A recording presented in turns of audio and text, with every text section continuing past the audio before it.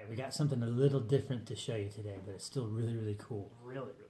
We found this in a thrift store, like on the back shelf, covered in dust, and they didn't know what they had. But check this thing out. Right. It's an SCR-625-C. Now, whatever you do, don't pause the video. Yeah, see there? Don't pause the video and go look that up, because, yeah, it's top secret. I mean, the toppest of secret. Restricted access. Yeah. So what this is, we'll open it up and show you, but it's a 1944 World War II mine detecting metal detector. This is like one of the oldest metal detectors in the world. And it's really a lot. Really cool. Yeah. It's in excellent condition. Everything is here, if I can open it. It might be booby trapped. Okay, it didn't explode. Good. So check this out. Look at this. Oh. Here's all the parts and pieces. We'll put it all together and show you. Okay. But Spare tubes and spare tubes. This part right here where it says bats, that's a lie. ooh, technical manuals. See that word right there? Turn off. Turn it off.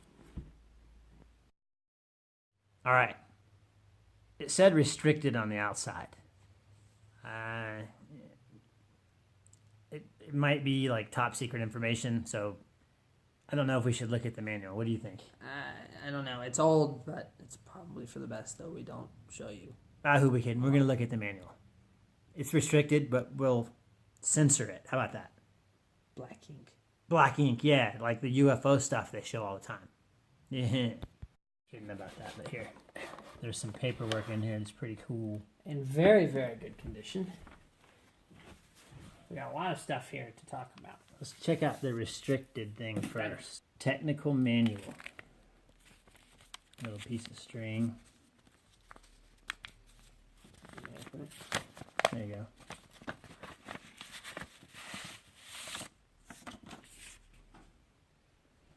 Ooh. Instruction manual. Look at I mean, technical manual. Yeah, detector sets. So, this is kind of important. If you can't read it, it says... Notice, this document contains information affecting the national defense of the United States within the meaning of Espionage Act 50 U.S.C. 31 and 32 as amended. Its transmission or the revelation of its contents in any manner to unauthorized person is prohibited by law. The information contained in restricted documents will not be communicated by the public nor by the press, but it may be communicated to any person known to be in the service of the United States and to the persons of undoubted loyalty and discretion who are cooperating in the government work. So, being that this is restricted, I don't know if we can actually show you too much of this manual, but there is one part that's very important, so give me a second, I'm going to find it. Alright, so basic metal detecting stuff. But look at that. Don't let your search coil touch the ground. And what does that one say? Or be held in the air. Give it about 10 inches above the ground. 10 inches above the ground is too much. Or in their case, you might explode. Yeah. So there's one more part in the manual we'll show you because it's pretty neat. But like I said, it is restricted, so I don't know what we can actually show you. I think I can get to it real quick, actually. Yeah. They have a section here called Destruction Notice. Why? To prevent the enemy from using or salvaging this equipment for his benefits.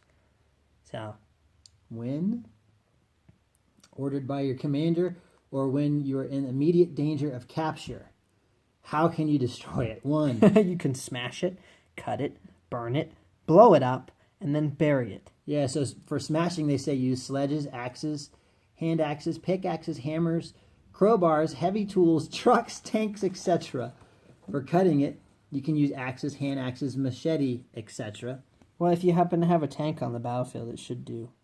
If you happen to have a tank on you, it should probably do all this stuff. Yeah. You can burn it. It says use gasoline, kerosene, alcohol. No one's going to use their alcohol to burn this. TNT. Yeah, oil, flamethrowers, incendiary grenades, etc. That's awesome. Does it say that? Really? Yes. It does. Yes. Incendiary grenades. And explosives. Flamethrowers. Use firearms, grenades, TNT, etc. I'm impressed. They covered, I'd say, probably Wait, what was the everything. disposal?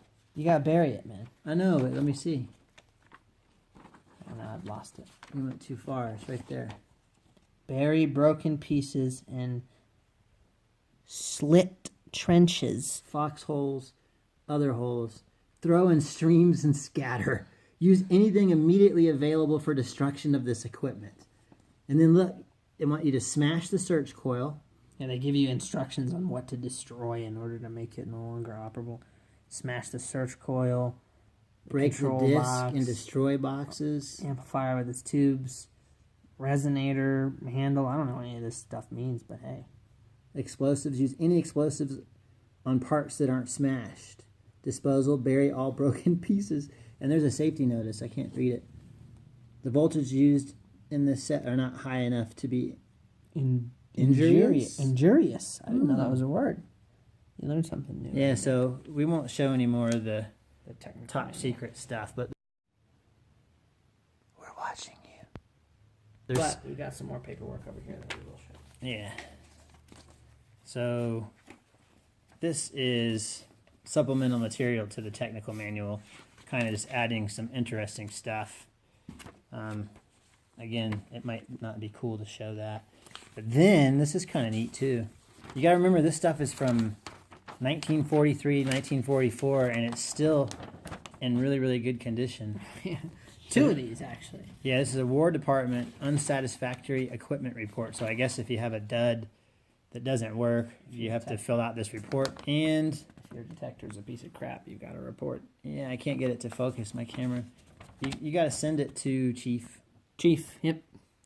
Chief Yeah. Petty Officer John To Chief. 117. Yep. All right, so let's check out some more about this thing. This is pretty cool.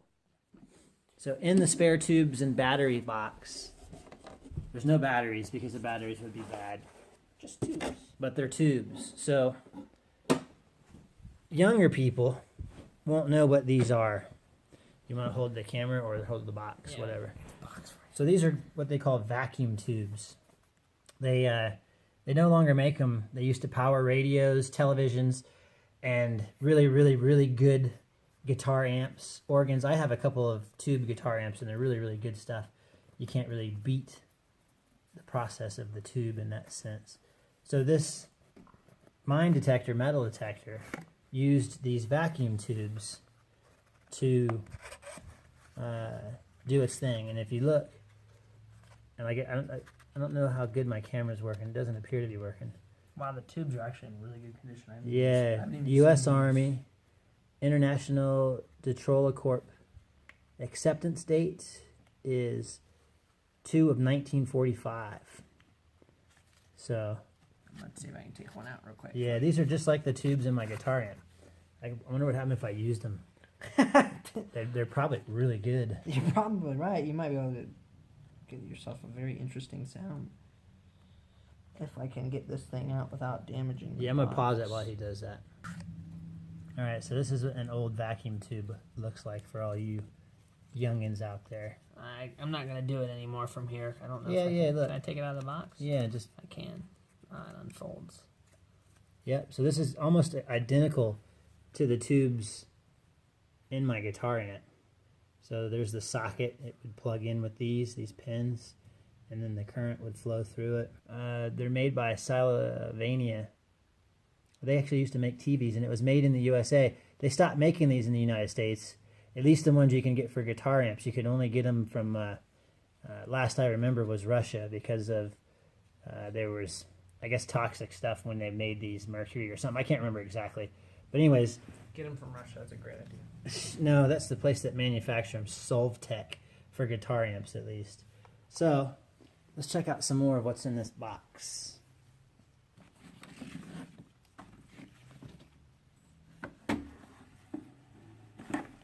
This is actually... Anybody who does metal detecting knows that sometimes a bigger coil is necessary to cover more ground. This thing, it's got a pretty big one, 13 inches. Look at that monster. There's the little meter. I saw that a landmine, in the manual it said a landmine would show up around number 6. But it's got these adjustment knobs. Big self-destruct button, boom! And then, I'm assuming an on and off switch. That's all this part up here on above the coil. Pretty cool. All right. So here's the control box.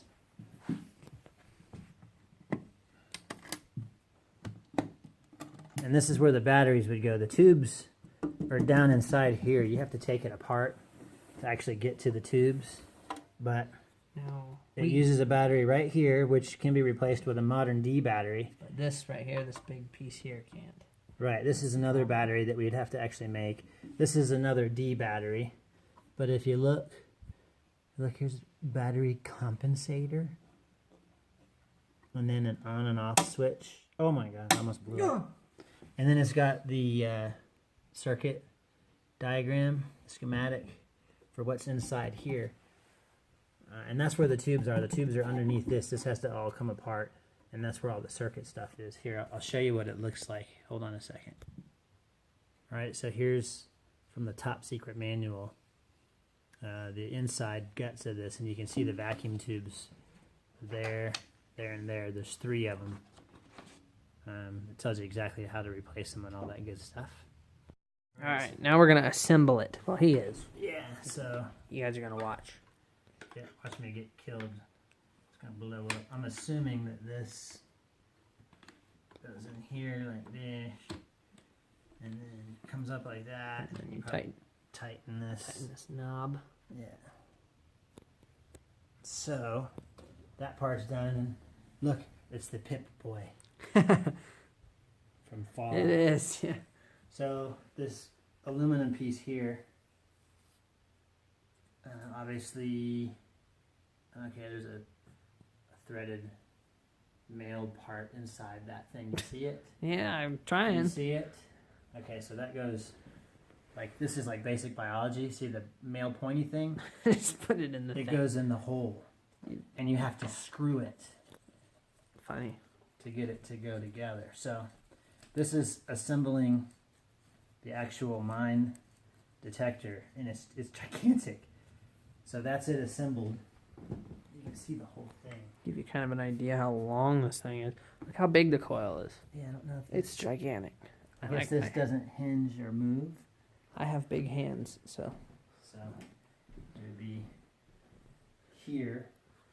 So let's put the other pieces together.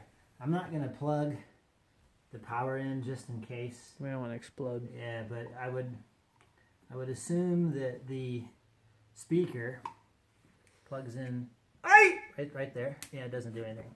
So then you'd probably throw that over your shoulder.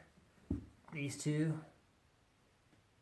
Yep. And that probably mates together. And you're probably good to go. So out in the field, this thing, oh, wait a minute, you're gonna break it. Oh, God. This probably would have been like, looks like it's got buttons on it or something. Yeah, right up by your face. How heavy is that thing? Yes. All right, heavy. so that would go like that. I'm going to shove it up my butt. Ah, that's nasty. And then this would be your piece. Don't forget your helmet, man, in case you hit a mine. You want to protect your noodle. To prevent brain damage. I think that's too late. All right, so there you go with the helmet. Dude, I know what you can be for Halloween, man. Me too. World War II anti-tank mine detector. All right, cool. Hope you enjoyed this really awesome World War II relic find. What is it they always say? Subscribe, like, comment, and send us $1 million. Do it. See ya.